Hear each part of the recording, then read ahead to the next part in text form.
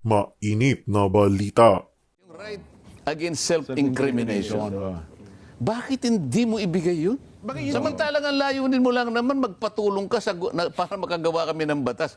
Kung sino yung tumutulong sa iyo at nakahandang tumulong sa iyo, tinatakot mo at ikukulong mo pa? Saan ka nakakita ng ganyan? Ay, bakit mo ipipilit? Ito po ang sinabi ng Korte Suprema. Mayroon pong limitasyon para hindi po natin maabuso ang lahat ng bagay. Di ba? Sumagot. Yun ang akala mo. Doesn't follow. It doesn't follow. It doesn't necessarily follow. Opo. Ibig ko sabihin, alam mo na pala yung totoo, ba't ka pa nagtatanong? Kasi ang inquiry nila, parang parang investigasyon ng piskal, nang parang meron ka ng kasalanan. Hindi yun ang inquiry batay sa pagkakasulat sa saligang batas. Sinayang nyo ang napakaraming oras ng Kongreso. Pagkatapos gagawa kayo ng panakwalang batas, sa definition pa lang, dispalinghado na. Alam mo, hindi naman yun talaga yung kanilang gusto mangyari. Hindi paggawa ng batas, kundi usigin ang inaakala nilang tao nagkasala. Huwag na kayong magpakadalubhasa na kayo-kayo ang mismong magkunwari na korte at saka piskal. Lalo na kung nag-imbestiga, Quadcom. Hindi ka pwedeng tumanggi na sumagot. Huwag mong sasabihin, Your Honor, pwede po bang huwag ko na pong sagutin ang tanong nyo? Hindi pwede. Contempt. Hindi mo sasagutin itong napakasimpleng tanong na to. Kukontempt kita. Di ba? Samantalang alam nila, sa liwanag at sa harap ng Bill of Rights natin, na nakasulat sa Constitution, anong ibig sabihin ng babae na yun na tinatanong na kung pwede sana, makalampas na sa kanya ang sarong ito. Huwag na dumaan yung pagpapahirap na. Ang ibig niya sabihin, ini-invoke niya yung karapatan niya sa ilalim ng Bill of Rights, yung right against self-incrimination. Bakit hindi mo ibigay yun? Diba? Samantalang ang layunin mo lang naman magpatulong ka para makagawa kami ng batas. Kung sino yung tumutulong sa iyo at nakahandang tumulong sa iyo, tinatakot mo at ikukulong mo pa? Saan ka nakakita ng ganyan? Isang halimbawa yan, Kong, yung kay Grijaldo, di ba? Yung tinatanong yung Colonel Grijaldo, na halos lahat ng tanong, yun ang sinasagot. Sabi Hindi nila, lamang yun, halos lahat na dumaan sa kanila. tama po kayo, Kong. Pero ibig ko lang sabihin, yun ang pinaka-latest ngayon, itong tungkol kay Colonel Grijaldo. Sabi nila, kapag hindi ka kasi sumagot yan, mababalam yung pag-alam namin ng katotohanan na isa lang ang makasasagot. Kung ako naman si Grijaldo, Opo. kasi sa pamagitan ng mga abogadong nag-advise sa kanya, Oo. Your Honor, baka hindi po nyo alam, sangayon po sa mga pagdidesisyon ng Korte Suprema, pagka ganito po ang nature ng investigation, meaning in aid of legislation, marami pong limitasyon. Isa na po ay yung tinatawag nating pertinency rule. Na kung saan, ang itatanong nyo lang po sa akin ay may relasyon doon sa batas na iniisip ninyo. So bago ko po sagutin, pwede ko pong malaman ano po bang batas ang iniisip ninyo. Mababara ka ngayon. Di, wag mo kami pakikialaman. Huwag mo kami tuturuan, hindi namin kailangan magaling mo Ipipilit niya yun eh. Opo, Ay, siyempre. bakit mo ipipilit? Ito po ang sinabi ng Korte Suprema. Mayroon pong limitasyon para hindi po natin maabuso ang lahat ng bagay. Di ba? Nakalagay po dyan. At nakalagay pa rin po dyan sa pangatlo kung hindi pa po nyo nalalaman. Nandun pa rin po doon sa pagdidesisyon ng Korte Suprema. Ang karapatan po ng lahat ng taong ipatatawag ninyo o maaaring maging apektado sa mga gagawin naming pagharap sa inyo ay mapuproteksyonan po ang aming karapatan. Isa po sa mga karapatang gusto naming maproteksyonan ay yung dignidad po namin. Wag niyo po kaming pagsisisigawan. Wag niyo po kaming tinatakot. Kami po'y pinatawag ninyo rito alang-alang sa kagustuhan yung matulungan namin kayong makagawa ng panukalang batas. Pero hindi po namin nakikita sa ngayon ang ginagawa ninyo. Sa ngayon, sa ginagawa niyong pagpananakot sa amin. Wala po kaming makitang kawastuhan ang ginagawa ninyo. Sa tagal na po ng pag-iimbestiga siguro, Kong, wala pa naglakas na loob na sumagot ng ganyan? Dahil nga tinatakot mo eh. Yun na nga po. Aywan ko lang, si Kuya Benny. Si Kuya Benny naman kasi. na lang ako. Nung tinawag si Kuya Benny, sabi ni, natatandaan ko pa eh. sabi ni Kuya Benny, Opo. Ako po naman ay humarap po, sa akin pong pagkakaalam, Oo. ay wala naman pong tama. Yung pagkakasabi po niya, palagay ko po kanya wala po akong nalabag at ganito at ganyan. Sumagot. Yun ang akala mo. Oo. Doesn't follow. It doesn't follow. It doesn't necessarily follow. Oo po. Ibig ko sabihin, alam mo na pala yung totoo, ba't ka pa nagtatanong? Hindi ka dapat makipagdebate doon sa tinatanong mo. Yun ang alam niyang isagot eh. Kaya ang pagkakasagot niya. Oho. Base po kanya doon sa pagpapatotoo ng taong yun. Hindi naman siya binabanggit ang pangalan. Naniniwala po akong tama po ako at ganito. Ay, hindi. Yan ang alam mo. Saan ka naman nakaki? Oho. Ito naman kasi hindi pala away eh. Yun na nga po. Kasi kung ako nandun, Oho. Your Honor, alam naman po pala ninyo kung ano yung sagot, bakit po niya ako tinatanong? Alam ang contempt. Baka kagaya nakakulong si Kuya Benny kung ginawa niya yun. Ginawa niya, ngumiti na lang. Ngumiti. Alam niyo pong ginawa ko noon. Bumulong na lang ako sa likod. Baka may hope yan dyan. Penge naman. Parang ngangatayin ko na lang hope. Pero doon sa mga bagay-bagay na yan ko, kasi dapat siguro talaga maliwanag, ano. Kasi, kapag ka-in-invoke mo kasi yung karapatan mo, sasabihin nila, simpleng tanong lang eh. Ba't ba naman oo at hindi? Pero hindi nila mapilit. Na nga, kung sabagot ka mo naman niya nila lang, oo, hindi, at saka ka lang anya ang sabi sa bilang abogado, alam mo, sumagot ka muna ng oo, hindi. At kung meron ka paliwanag, umuo ka muna o humindi ka, at saka mo ipaliwanag yung gusto mong sabihin. Hindi nga ganun eh. Kasi ang inquiry nila, parang parang investigasyon ng piskal, nang parang meron ka ng kasalanan. Hindi yun ang inquiry na sinasabi batay sa pagkakasulat sa saligang batas. Kasi inquiry in aid of legislation. So, Kailangan ikapit mo yun eh. Ilang tulong sa paggawa ng batas. Doon pa lang makikita mo na eh. Hindi ka pwedeng basta-basta ka na lang magtanong nang wala kang nakabalangkas na batas eh. Kaya sabi nga doon sa desisyon eh, there should be an existing legislation. An existing or contemplated legislation. Pagka wala, paano yung tatanong mo? Ano yung referensya mo? Opo. Di ba? Kaya nga ang tanong nila eh, wala nang katapusan eh. Kahit ano na lang maisip nila eh. Pero mukhang meron na yatang legislation. Meron na ba ngayon, Kong? Nakita mo ba yung ginawa nila? Halimbawa, yung sa... Yung extrajudicial killing. Sapagkat doon na sentro lahat eh. Oho. Ewan ko kung ikaw, Nelson, mahilig magbasa itong taong ito eh. Kung nabasa niya na, dalawang batas lang ang nagawa eh, panukalang batas.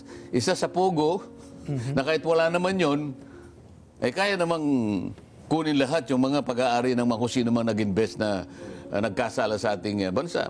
Pero yung EJK, na kapag ka binasa mo, definition na definition pa lang. Opo. Mali na eh. Extrajudicial killings, di ba? Nakakalimutan nila na dito sa ating bansa, bawal na yung death penalty.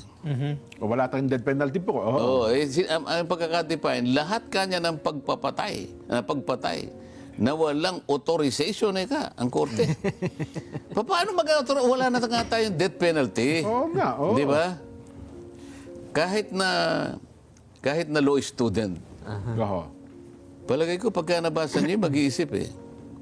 Pag nabasa niya ganun, yung mga congressmen kaya itong mga ito, yun lamang mag-entertain siya ng ganung kaisipan, nakakahiya na eh. Oho. Law student pa lang yun, ha? Opo. Definition pa lang. Mali na.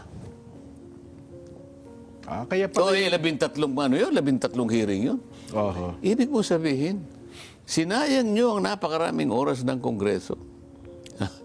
Pagkatapos gagawa kayo ng panakwalang batas, sa definition pa lang, dispalinghado na. Alam mo, Kuya Bene, kung ba't napunta sa ganun? Opo. Hindi naman yun talaga yung kanilang gusto mangyari. Hindi paggawa ng batas, kundi usigin ang inaakala nilang tao nagkasala.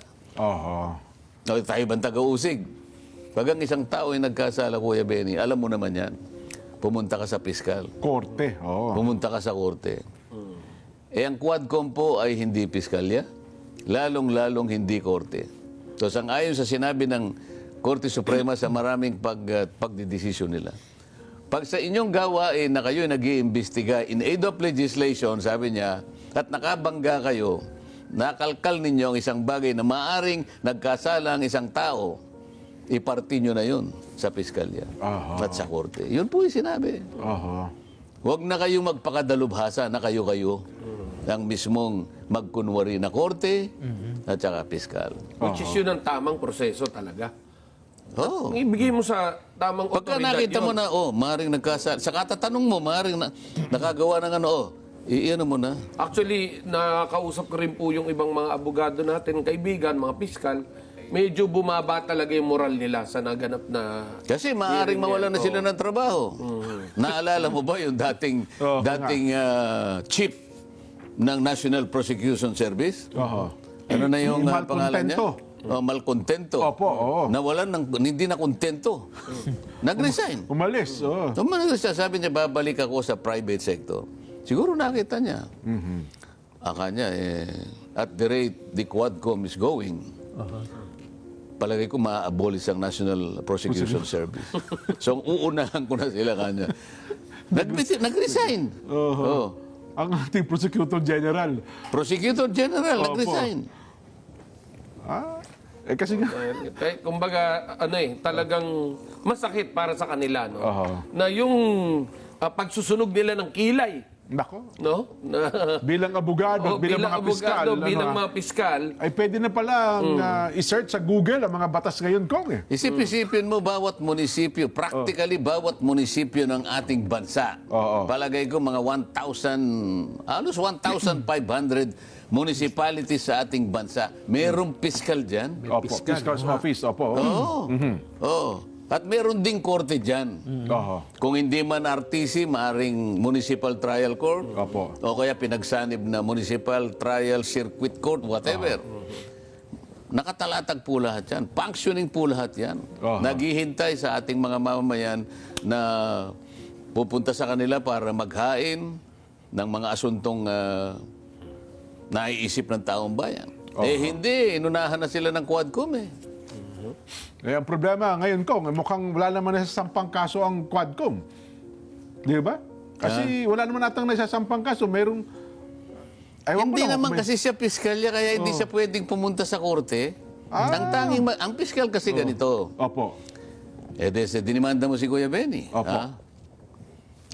Napagtibay ng napagtibay ng piskal na merong dapat sagutin si Kuya Benny. Ano lang naman ngayon probable cause di ba? Opo. Sabi ng piskal, hindi naman niya sinasabing akusado na siya kagad. May probable cause lang. Respondent siya Pero pagka yan ay kanya nang ipinail sa korte, accused na siya. Pero kung mo akusado ka lang, hindi niya sinasabing guilty ka. Tama po. Kinakailangan ilaban mo ang innocence mo. Kasi kung criminal, Patunayan mo sa korte. ang korte talagang lilitisin siya. At ikaw ay ma-acquit kapag kulang ang ebidensya. Ngayon, paano ngayon yun? Ang Quadcom, hindi siya pwedeng...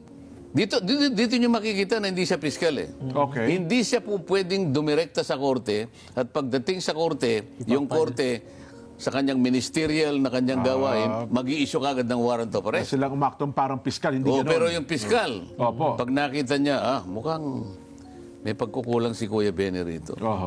Ipapile niya ngayon, masasabi na ngayon. Opo. mabibigyan ngayon ng Warrant of arrest. Mag-ano ka ngayon? magpiyansa. Magpipiyansa ka ngayon. Bail. Kita mo na? Yun yung proseso. Yun ang proseso. Ngayon, mula doon sa korte ngayon, si Kuya Benny, o kaya si Canelson, may pagkakataon siya ngayong palitawin niya na inosente Pagtanggol siya. niya yung kanyang sarili. Ang tatanggol siya. Kailangan niyang ipagtanggol. Di ba? Yun ang yun ang proseso ng batas. Hindi yung pupunta ka, tatawagin ka ron. Pag hindi ka sumagot, ikukulong kita. Sa piskal, walang ganun Ganun pa. Sa piskal niya, walang ganun. Kaya pa sa latest ko yung sinampang kaso kay BP Inday na yung alarming scandal ba yun? Mukhang sabi ng piskalya, binabasura, wala ho niya matibay, walang probable cause. Pero kung magsasasalita yung mga kasama ko doon, talaga naman, hindi ka pwedeng hindi siya sumagot dito sapagkat ang pinag-uusapan natin ay pera ng bayan. Walang sino man ang makaiiwas sa pananagutan na kinakailangan nating litisin sa liwanag ng pagkakagasta. Oho. Sa aming nakikita rito, Ang tibay yan yung di ba? ebidensya. Opo. Ang tibay ng ebidensya rito. Oho. Oh, sa kaisipan ng ating mamamayan, guilty na lahat ang, Yun na nga. yung oh. mga tao. May mantakin nyo niya, nag-withdraw ng pera, 37 million, ilang beses, kitang-kita niya. Hirap na hirap nga raw niya, bitbitin yung mga duffel bag na pera. Oh. Oh, di ba nagtalo pa nga kami? Ano ba pinagtatalon natin dito? Yung pagbitbit ng pera o yung pagkaka-withdraw ng pera? Hindi na kasi malaman kung sino nagbitbit ko sa dami nung ano eh. Ibang klase. Sabi ko dun sa land bank yata yun, ma'am, mali po ba ka kung halimbawa yung, siguro po kung medyo mabigat yung Tinulungan ng gwardiya ninyo. tinulungan lang na, mali po ba yun? Sumagot, hindi po, mali po yun. Oho. Kasi po, kinakailangan pong nakabantay siya sa lahat ng panahon. Kasi po, pag nalingat ang kanyang atensyon, may pumasok. Akala mo naman alam po ninyo yung mga gwardyang nakikita ko sa ibang establishment. Ito po, alam din ninyo. Oho. Pumunta po kayo sa mga food chain. Yung gwardiya po kung minsan nagpupunas ng mesa. Ay, oo, Nag-ano po ng pinggan. nagliligpit. Kasi wala Hindi po niya siyang trabaho magawa. yun. Hindi niya trabaho yun. Pero at the same time, nababantayan niya yung ano yan. Oo. Kasi lalong-lalo wala namang masyadong pumapasok eh. Opo. Hindi ba? Saka ang Pilipino kasi meron yung tinatawag na inisyatibo talaga. Meron, tama yun. Pag umuulan nga po, lalabas yung papayungan Papayungan pa po yung ka. papa. Kahit may Hindi niya araw. trabaho yun eh. Opo. Pero dahil ugaling Pilipino, at alam naman nila na ang Pilipino ay talagang matulungin, Opo. ikaw naman kako, ma'am,